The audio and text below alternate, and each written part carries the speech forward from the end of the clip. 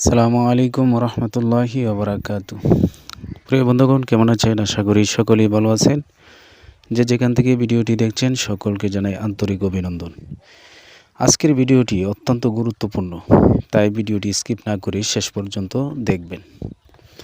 আজকে কথা বলবো একটি ওষুধ নিয়ে। যে ওষুধটি আপনারা স্ক্রিনে দেখতেছেন, সেই ওষুধটির নাম হচ্ছে সেরোনেক্স 50।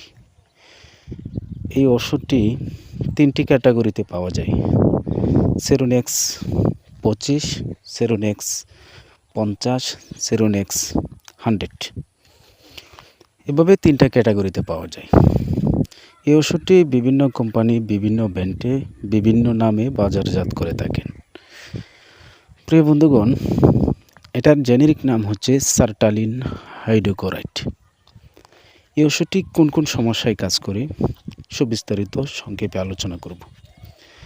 বন্ধুগণ, যারা অ্যাংজাইটি ডিসঅর্ডারে আক্রান্ত, ডিপ্রেশন বিষণ্ণতায় আক্রান্ত, প্যানিক ডিসঅর্ডারে আক্রান্ত, এই সমস্ত মানসিক দুশ্চিন্তা, মানসিক সমস্যার ক্ষেত্রে এই ওষুধটি অত্যন্ত কার্যকারী। ফোবিয়া, যারা কোথাও যাইতে ভয় পায়, ট্রেনে চড়তে, গাড়িতে চড়তে, এই ধরনের সমস্যাগুলোকে, লোক সমাগমে যাইতে ভয়, এই সমস্যাগুলোকে ফোবিয়া বলি। এই ধরনের সমস্যার ক্ষেত্রে এই ওষুধটি অত্যন্ত কার্যকরী।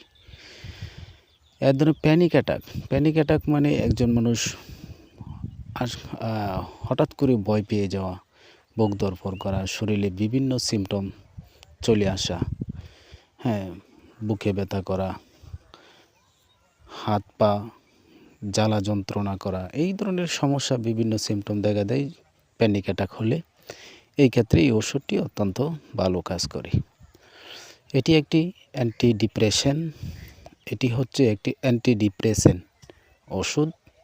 এই ওষুধটি খাওয়ার আগে অবশ্যই একজন রেজিস্টার্ড ডাক্তারের পরামর্শক্রমে ওষুধটি সেবন করবেন। অন্যথায় নিজে থেকে কখনো এই ওষুধটি খাবেন না।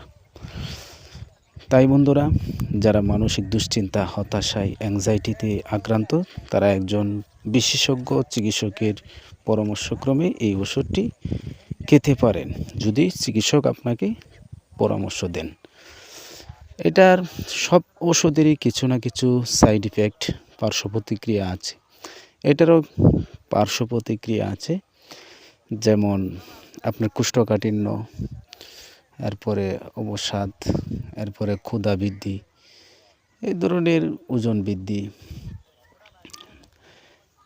ঝিমুনি ভাব, এই ধরনের সাইড ইফেক্ট হতে পারে।